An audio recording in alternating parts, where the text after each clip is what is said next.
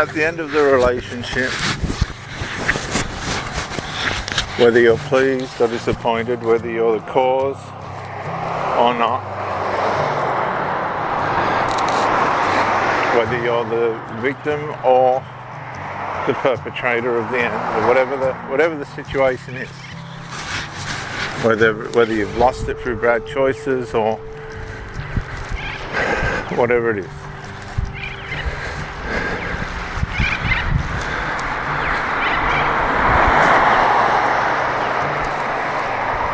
Let me liken it to an empty cup sitting on a bench on an empty street with a straw coming out of the top. Everything inside that cup has been taken except the straw and the cup. It's empty and it's just been left sitting there, abandoned on a street or in a park or wherever it's been left. And that's what we can feel like at the end of a relationship. Empty, abandoned, naked, violated, left behind. And that can pull us down, and it can pull us down very, very hard.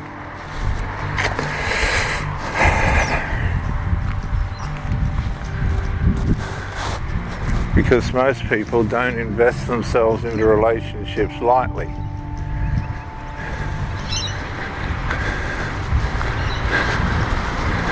And in our cultures, in our civilizations, in our societies, we're given, as we're raised, principles and values and morals that are to protect us from failing domestically, financially, sociologically, and these kind of things in life. And as we, in our rebellious nature, pull away from those things, because many people don't realize there is a rebel working against them from the inside out, we can be inclined to lose more.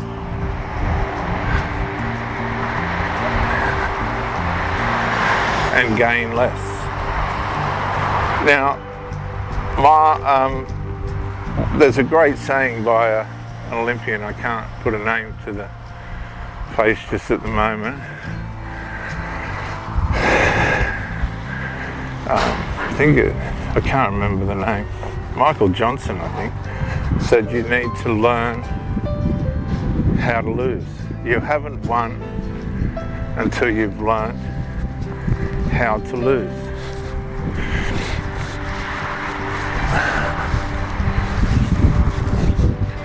And we come to these crossroads in our lives where that's true. We need to take it serious when it says that advice, learn to lose. Now, we don't set out to lose, but we can, in a lot of cases, find ourselves in situations where it's not going to be good for us or profitable for us.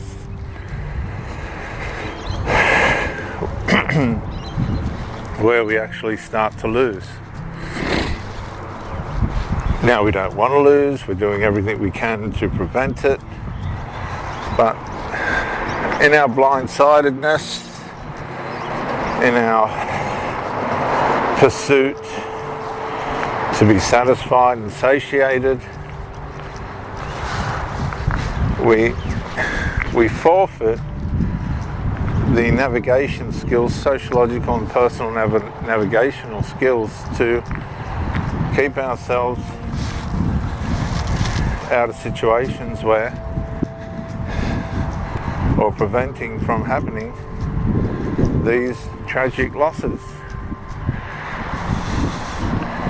Now, a lot of these losses can be associated with habits that we've developed or that we like that work against us. Drugs, alcohol, pharmaceutical drugs, sociological, synthetic drugs, nicotine, all these things.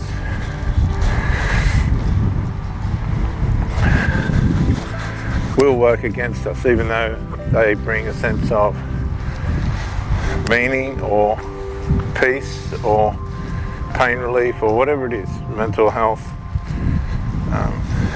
relief. They're all going to be consequential, all of them. Because there's something inside all of us that cannot stay around people that change by way of substance their personality and character. It's too hard to deal with. It's too confronting when you know somebody in their normal state and then you see them in this dazed or heightened state, one or the other.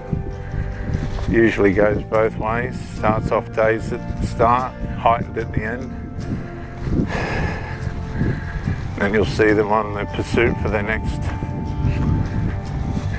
fix, because their commitment ultimately is to the drug. It's not to you, it's not to anything else or anyone else, it's to their drug. And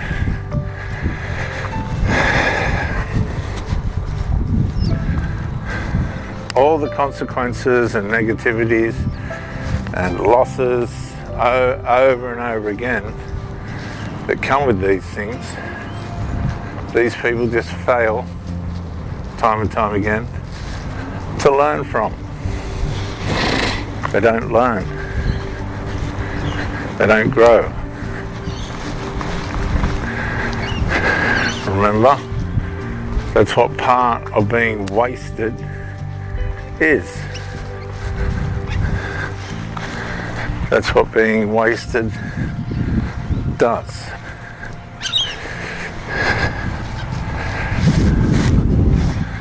And so,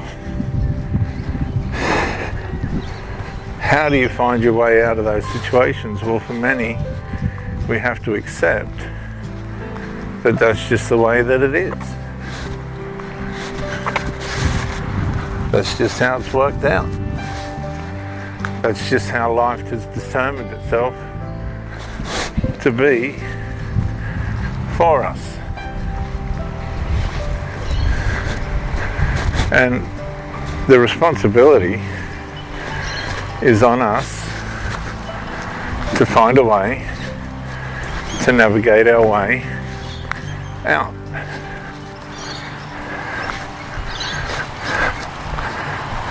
We have to be self-aware enough to realize that we're going into or put ourselves into or have ended up in a situation that's not favourable for us.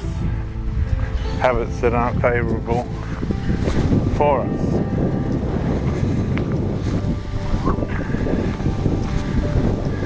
And that can be confronting, demoralising, revealing, belittling, and hard. But it gives us the opportunity to try and find a way out. And we can do that in small steps. The problem for many of us is we want things to change overnight, and life just doesn't work like that in most cases. Things don't just change overnight. Some things take weeks, months, years, and others a lifetime to escape from. But my point is, if you have been given the opportunity to become aware of these things that are trying to pull you down and ruin your God-given destiny for prosperity and good and right. And you become aware of the things that are ruining that.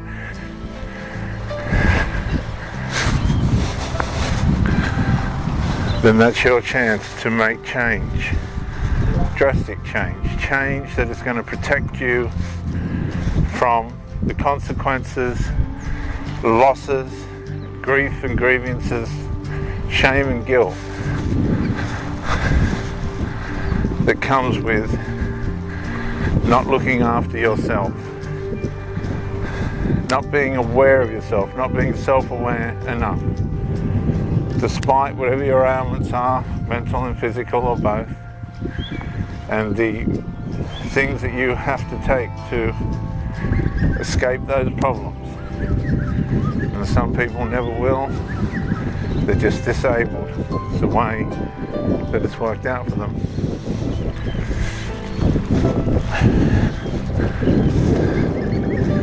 But if you have the mind and the capabilities to escape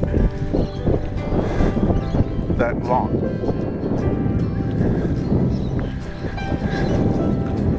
then I pray that bit by bit, one step forward, two steps back, etc., etc., that you are able to do that efficiently and effectively and make a better life, an absolute better life, a more satisfying life for yourself.